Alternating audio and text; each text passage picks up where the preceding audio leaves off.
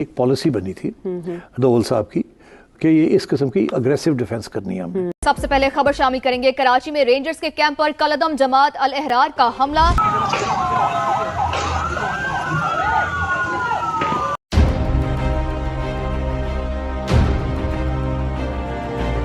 बारूद भरी गाड़ी का भी इस्तेमाल किया गया और 4 कम से कम जो हमलावर थे ये अंदर दाखिल हो गए अहाते में।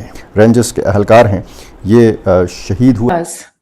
दीपू दास एक हिंदू, उनको किस तरीके से मारा गया, जो मेन परपेचुएटर था उसका, कल वो 72 उरों के पास पहुंच चुका है। लोगों का ये कहना है कि ऐसा लगता है कि डॉक्टर महारंग बलोच को जो उम्र कैद की सजा दी, ये शायद उसके जवाब में ये हमला किया है। गनमैन जो एक अरसे से यहाँ पर हम कुछ सालों से देख रहे हैं कि कोई निकलता है अननोन गनमैन और उसके बाद इस तरह के जो लोग होते हैं। आज रेंजर्स एहलकारों पर होने वाले हमले की वीडियोस, तफसीलात और तज्जिए सोशल मीडिया पर लम्हा बलम्हा शेयर किए जा रहे हैं, जबकि मरकजी धारे का मीडिया इस पर खामोश है, मेन स्ट्रीम मीडिया इस पर खामोश है। सोच लिया होता डॉक्टर महारंग बलोच को सजा देने से पहले, ख्याल कर लिया होता ये दुर्घटना ढाने से पहले कि इसके असरात कितने वसी होंगे, पूरा बलूचिस्तान बंद हो गया। ये कि पाकिस्तान का मीडिया कितना लाचार और कितना बेबस है कि एक इतनी बड़ी खबर जिसको सारी दुनिया उठा रही है, पाकिस्तान के शहर कराची में रेंजर्स के हेडक्वार्टर पे अटैक हुआ है जिसमें अभी तक 8 लोगों के मारे जाने की, 8 लोगों की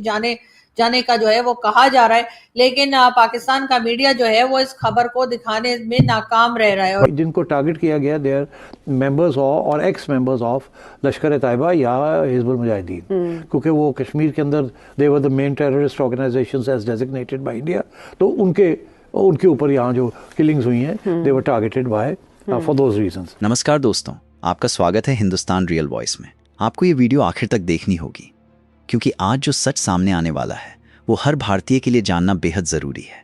लेकिन उससे पहले एक बात कहना बहुत ज़रूरी है। आप लोग ऐसी वीडियो तो तुरंत लाइक कर देते हैं जिनका देश से कोई लेना देना नहीं होता, लेकिन जब बात देश की सुरक्षा की और सच्चाई की होती है तब बहुत से लोग बिना लाइक किए ही आगे बढ़ जाते हैं। अगर आप सच में भारतीय होने पर गर्व महसूस करते हैं तो कमेंट में भारत माता की जय ज़रूर लिखिए और साथ ही हमें यह भी बताइए कि आप ये वीडियो किस देश या किस शहर से देख रहे हैं। दोस्तों, पिछले कुछ दिनों में बांग्लादेश और पाकिस्तान से जुड़ी ऐसी घटनाएं सामने आई हैं जिन्होंने हर किसी को सोचने पर मजबूर कर दिया है। एक तरफ दीपू चंद्र दास हत्याकांड में लगातार नए खुलासे हो रहे हैं, वहीं दूसरी तरफ इस मामले के मुख्य आरोपी की रहस्यमयी मौत ने कई नए सवाल खड़े कर दिए हैं। आखिर ये सिर्फ एक हादसा था या फिर इसके पीछे कोई बहुत बड़ा खेल छिपा हुआ है? इतना ही नहीं, पाकिस्तान के कई टीवी चैनलों पर भी इस पूरे मामले को लेकर जोरदार बहस चल रही है। कुछ लोग इसे अननोन गनमैन का ऑपरेशन बता रहे हैं तो कुछ इसे एक बड़ा संदेश मान रहे हैं। वहीं पाकिस्तान में पिछले कुछ वर्षों के दौरान हुई कई रहस्यमयी टारगेट किलिंग्स का जिक्र भी एक बार फिर तेज हो गया है। आखिर इन सभी घटनाओं के बीच क्या कोई ऐसा संबंध है जिसे अब तक आम लोगों से छिपाया गया? उधर बांग्लादेश में अल्पसंख्यकों पर हो रहे हमलों को लेकर भी लगातार सवाल उठ रहे हैं। वहीं बलूचिस्तान में विरोध प्रदर्शन और बढ़ती अशांति ने पूरे क्षेत्र का माहौल और भी गंभीर बना दिया है। आखिर इन सभी घटनाओं के पीछे की असली कहानी क्या है? क्या ये सिर्फ संयोग है या फिर इसके पीछे कोई बड़ी रणनीति काम कर रही है? आज की इस वीडियो में हम हर पहलू को विस्तार से समझेंगे, हर दावे की पड़ताल करेंगे और जानेंगे कि आखिर बांग्लादेश, पाकिस्तान और बलूचिस्तान से जुड़ी इन घटनाओं की पूरी सच्चाई क्या है। इसलिए इस वीडियो को आखिर तक जरूर देखिए, क्योंकि बीच बीच में ऐसे कई तथ्य सामने आएंगे जिन्हें जानकर शायद आपकी सोच भी बदल जाए। कराची को निशाना बनाया गया है। एक तवील अरसे बाद कराची में बड़ा हमला करने की कोशिश की गई है।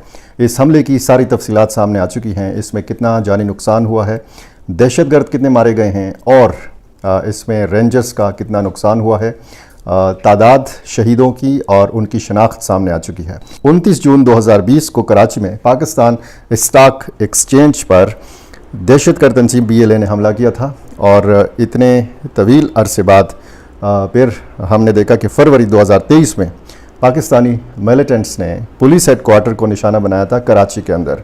कराची में आपको पता है कि यहाँ पे अलकायदा की मौजूदगी रही है, यहाँ पे कलअदम TTP की मौजूदगी रही है। TTP ने यहाँ पे हमले किए हैं और बलूचिस्तान में सरगर्म BLA ने भी यहाँ पे हमले किए हैं। यहाँ पे चाइनीज़ को भी, गैर मुल्कियों को भी निशाना बनाया गया है और यहाँ पे जो सिक्योरिटी फोर्सेस की तंसीबात हैं उनको भी निशाना बनाया गया है। आज का जो वाक़या है यानी 27 जून का, ये 8:10 पर एक धमाका सुना जाता है।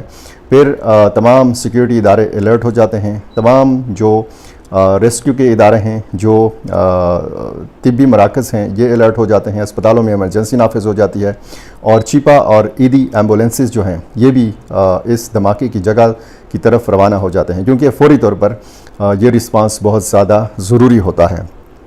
इसमें फिर इतला आती है कि जनाब कराची में गुलिस्तान जौहर का जो इलाका है, ब्लॉक 6, यहाँ पे रेंजर्स के हेडक्वार्टर को निशाना बनाया गया। इतला ये आई कि एक बारूद भरी गाड़ी का भी इस्तेमाल किया गया। इब्तदाई इतला ये आई कि एक दस्ती बम पहले फेंका गया, रास्ता बनाया गया और 4 कम अज़ कम जो हमलावर थे ये अंदर दाखिल हो गए। दीपू दास एक हिंदू, उनके डिटेल्स देश कपूर सर डिस्कस करेंगे, उनको किस तरीके से मारा गया। जो मेन परपेचुएटर था उसका, कल वो 72 औरों के पास पहुंच चुका है। Right from Musharraf till to Dawood Ibrahim to many others except for Hafiz Saeed. Hafiz Saeed को एक स्ट्रैटेजी के तहत जिंदा रखा जा रहा है, जानबूझकर नहीं मारा जा रहा है, पर उनके आसपास सबको निपटाया जा रहा है। समझते हैं कि कल ये क्या हुआ है बांग्लादेश के अंदर एंड हु इज और may be the next target. This is a very warm welcome on the show. Thank you so much, Gayatri. Always good to come here. So thank you. ये जो है ना टॉपिक बहुत interesting है। तो हम start करते हैं दीपू चंद्र से।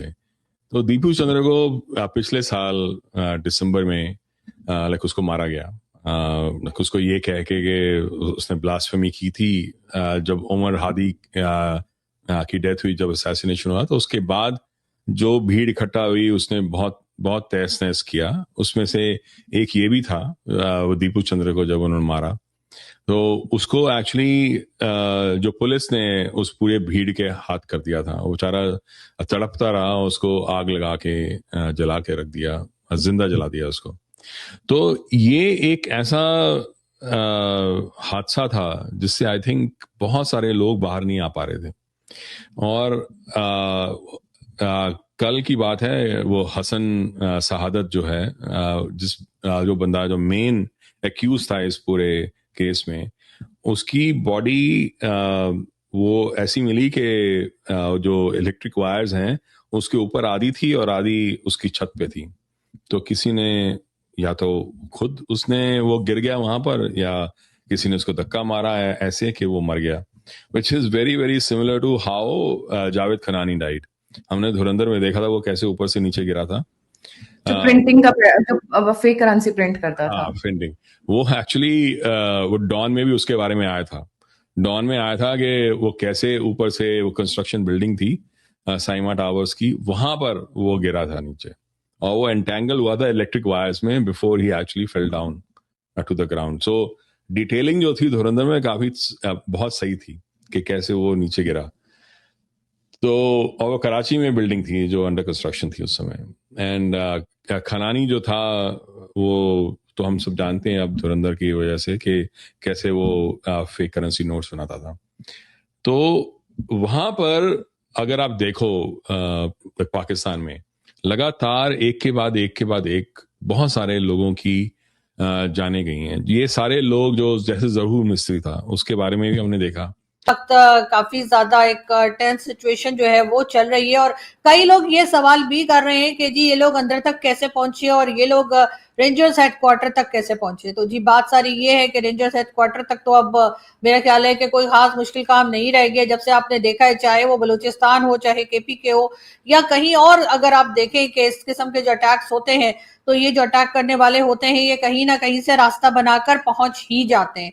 और इस वक्त भी कुछ ऐसा ही हुआ है और एकदम से रात में सब तरफ से फोन कॉल्स भी आना शुरू हो गई, बातचीत भी लोगों ने करनी शुरू कर दी और पूछा जाने लगा कि क्या हुआ है। मैं इस वक्त इस्लामाबाद में मौजूद हूँ, मैं इस्लामाबाद में रहती हूँ और जहां तक अगर मैं मेन स्ट्रीम मीडिया की बात करूं, पाकिस्तान के मेन स्ट्रीम मीडिया पर अभी तक इस खबर को नहीं बताया गया है। इस खबर के बारे में कोई भी बात नहीं की जा रही है, जबकि इंटरनेशनल मीडिया चाहे वो कह लीजिए कि अल जजीरा हो, चाहे वो इंडियन मीडिया हो, चाहे वो और किसी कंट्री का मीडिया हो, वहां से ये न्यूज आपको जो है वो इंटरनेट पर भी अवेलेबल होगी या आपको सोशल मीडिया पर भी ये खबर मिल जाएगी। लेकिन हमारे यहाँ जैसे हमेशा से एक तरीका रहा है पाकिस्तान का कि काफी देर तक ये खबर नहीं दी जाती है। तो अभी इस वक्त तक जब तक ISPR की तरफ से या फौज की तरफ से या गवर्नमेंट की तरफ से हमारे टीवी चैनल्स को परमिशंस नहीं मिलेंगी, तब तक वो इस खबर को लेकर नहीं आएंगे। आप इसी से अंदाजा लगाइए कि पाकिस्तान का मीडिया कितना लाचार और कितना बेबस है कि एक इतनी बड़ी खबर जिसको सारी दुनिया उठा रही है, पाकिस्तान के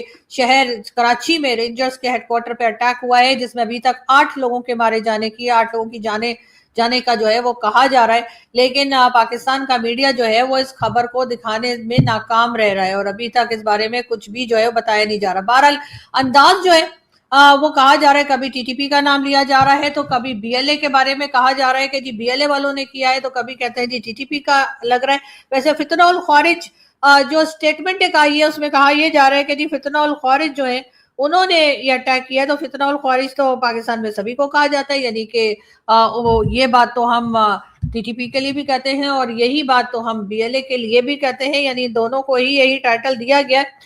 और बहुत सारे और लोग थे जो कुछ तो उसके वो LET के थे, कुछ जैश ए मोहम्मद के थे, बहुत वो कुछ तो एक मसूद अजहर का भाई भी था उसमें, मोहम्मद ताहिर। हमने पूरा आपको मैप कर लिया है, आपकी जिंदगी मैप कर ली है, आपके रिश्तेदारों को मैप कर लिया है, आप क्या करते हो दिन में वो मैप कर लिया है, आप कब वो घर से निकलते हो, अपने काम पे जाते हो, अपने मस्जिद में जाते हो, मस्जिद से बाहर निकलते हो, हमें सब कुछ पता है और हम जहां चाहेंगे आपको मार सकते हैं।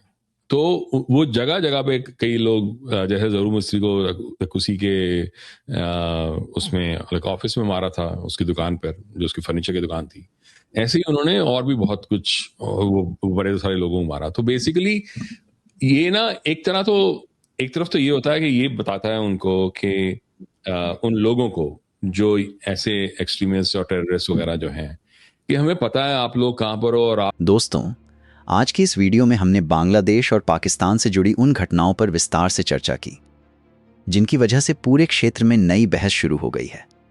हमने देखा कि दीपू चंद्रदास की हत्या के मामले में किस तरह जांच आगे बढ़ी, कैसे इस मामले में भीड़ को भड़काने के आरोप में गिरफ्तारियां हुईं और फिर मुख्य आरोपी की रहस्यमयी मौत ने कई नए सवाल खड़े कर दिए। इन घटनाओं के बाद अलग अलग देशों की मीडिया में तरह तरह की चर्चाएं होने लगीं।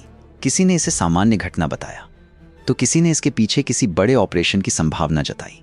लेकिन सच्चाई क्या है, इसका फैसला केवल आधिकारिक जांच और ठोस सबूत ही कर सकते हैं।